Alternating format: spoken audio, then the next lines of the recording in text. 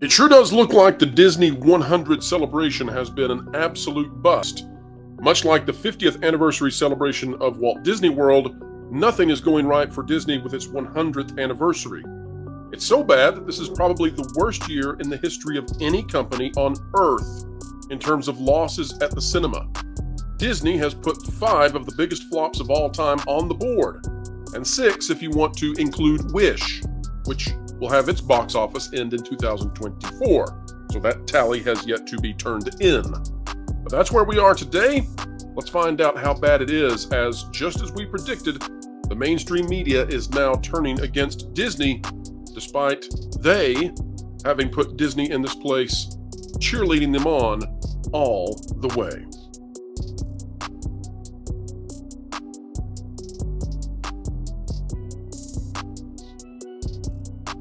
Hello, folks. Welcome back to the WDW Pro channel, the place where we endeavor to explain entertainment, keep you ahead of the culture curve.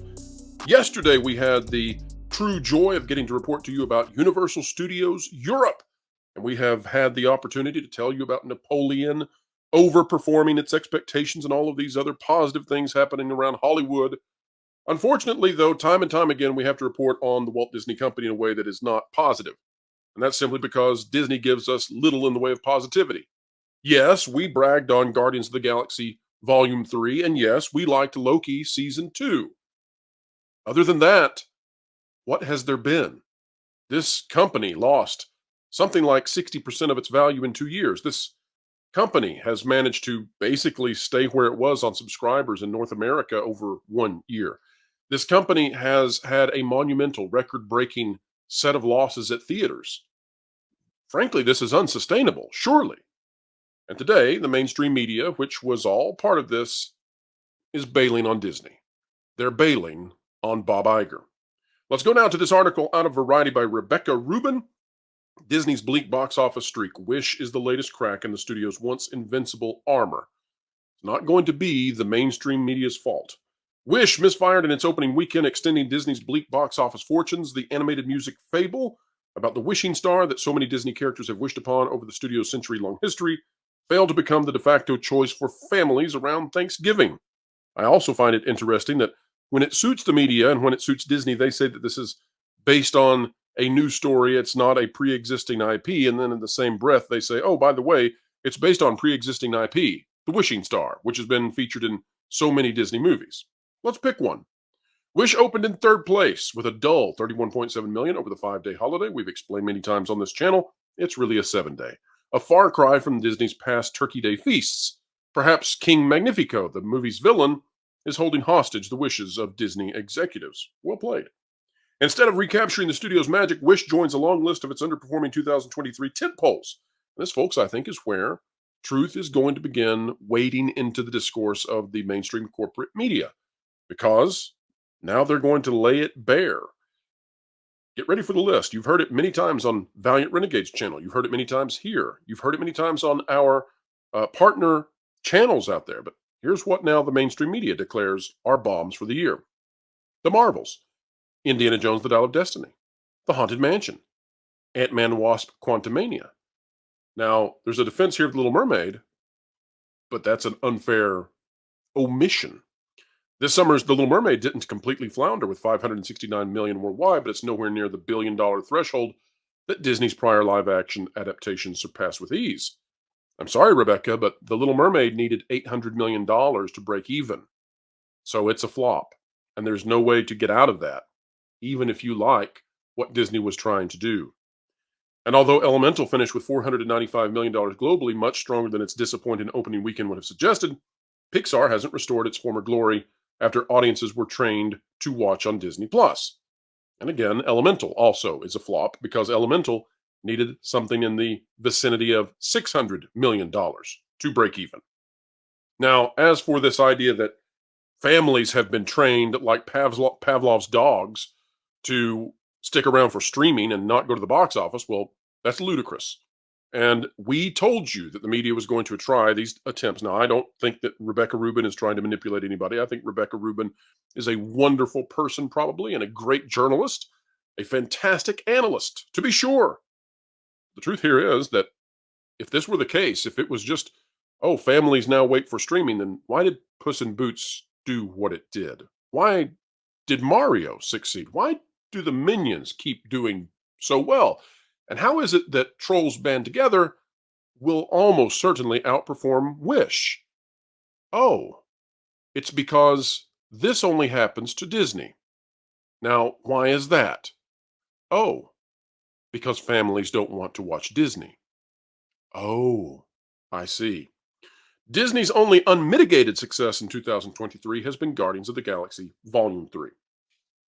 Now, I want to bring to your attention, folks, that not only is Guardians of the Galaxy Volume 3 the only unmitigated success, earning maybe $20 million, but also there's no Star Wars in theaters.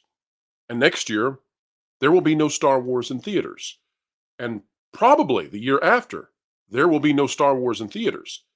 And why is that? Well, because I guess we're all still just so fatigued, and perhaps they need to continue delaying those releases out of Star Wars, out of Lucasfilm, as Bob Iger suggested. After Indiana Jones: The Dial of Destiny, I can see why they'd want to keep Rey under wraps.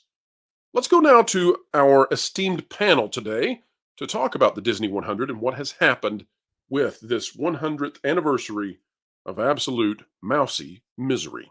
In terms of the Disney 100, right? This is the 100th anniversary of the Walt Disney Company. We are here at the end. What is this company actually doing right anymore? And I want to start with Valiant. Go to you and say, I know you've got some things that this company actually does right. What is it? Well, I mean, if they can hang on to the quality of staff and cast members or whatever they call it, like I said, that I experienced before on the cruise ships, very professional. But then again, we've seen more and more stories recently like that. Even that's kind of getting funky in the parks, at least. So, I mean, look, they signed up for a lot of live sports contracts, so they're doing that right. Right. That's about it. That's what I was going to say. ESPN Human trafficking? the only thing that they're doing decently, and I guess with what their deal with the UFC seems to be paying off. I guess otherwise, I don't really see them. I don't really see any positives coming out of Marvel, Star Wars, or Lucasfilm, Pixar, and Disney Animation. The parks seem to be on decline. So they do really well with content that they don't make. Like when they buy sports and Bluey. Live sports Bluey. Yeah. And back in the day when they distribute Hayao Miyazaki's films, again, great idea. Buy somebody else's stuff. I think that's going to be put to the test though with Doctor Who. Oh yeah, and well that is showing signs of being horrible. Anybody going to watch that? I mean, really? I'm going to wait and hear whatever Gary says about it. So the cruise line stuff, we're getting reports from people who have been longtime cruisers that they're seeing the signs that that is even showing its wear and that they can see the cost cutting there. The thing that I'm going to compliment Disney on is Hugh Johnston is a legit CEO. Oh, great. CFO. He follows you and you start praising him. What? Oh, we all saw it coming. Valiant, exactly. You said he wouldn't do this. Exactly. I'm a shill, I guess. All no, right. I'll say the same thing. I'll quote myself from before. They got a Ferrari CFO because they have some big things going on. They have to get out of debt. They have a lot of big decisions to be made. They have spinoffs and maybe sometime soon they'll have mergers, they'll have partners to take on. So they are positioning themselves. They're not going to just try to upgrade their parks financial chief and say, oh, you figure out all these massive moves that you've never had to deal with in your career. So this is a good aspect of the company. Let me push back. And before I do, here's something slightly humorous. Please don't take offense, Jonas. My favorite color is light tan. My favorite animal is puppies. I like serving the Lord, hiking, play volleyball. You gotta be kidding me. Everything you just said is my favorite thing to do every day.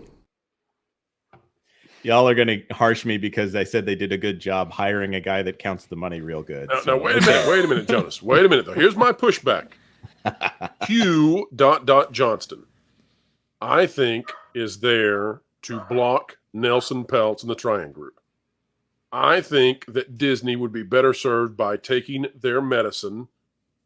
Just a lump full of sugar would make it go down, and that sugar is Nelson Peltz. So take the sugar, Disney, and fix your problems and stop trying to block it with Hugh Johnston. They need a full lump instead of just a teaspoon, right? A whole lump, yes. You make a good point. Spoonful. No Right, spoonfuls. Yeah. Your man crushes Do a making line. throw gag, man. I can tell. You know, this company is really, really, really good. Amazing, actually, at wasting money. It is impressive how they can spend $200 million on an Epcot Lagoon show that they have to depreciate immediately. Star Wars, the Galactic Star Cruiser. Unbelievable that they can spend $1 billion and it not even last a year before they have to change it out. The Marvels, Haunted Mansion, we can go on, but they are really, really good at wasting money. It is very impressive, so I'll have to give it that. No, I Did they agree fix with their Valiant fire-breathing Sports. dragon? I like how dragon. we said, what is Disney getting right? And we have devolved already into, their dragon burned down. Look at their stupid harmonious. Well, Look at your stupid harmonious, Disney. I mean, So the they went dragon viral. was The dragon went was up for viral 10 already. years, so they got their ROI behind that for sure.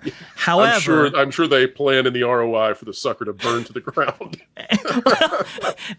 the idea for WDI is to get at least 10 years worth of anything out of anything. So there you go. I guess it did its job. However, Give Jonas a chance, though, Vash. Jonas, the pushback. What do you say to it? That Disney should just What let they're Nelson Peltz.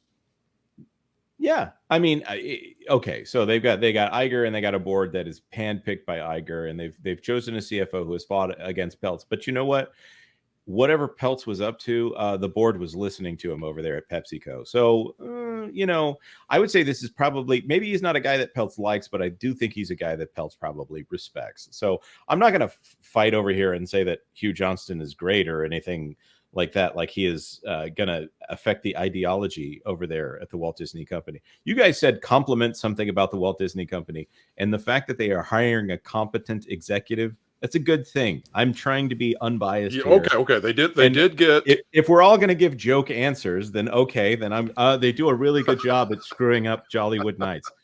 We can't compliment the after hours events anymore, even though they're exorbitant. That's what Jollywood I was going to Nights- compliment. You cheated. You Jonas. looked at my notes. He's one Yes. cog in a machine.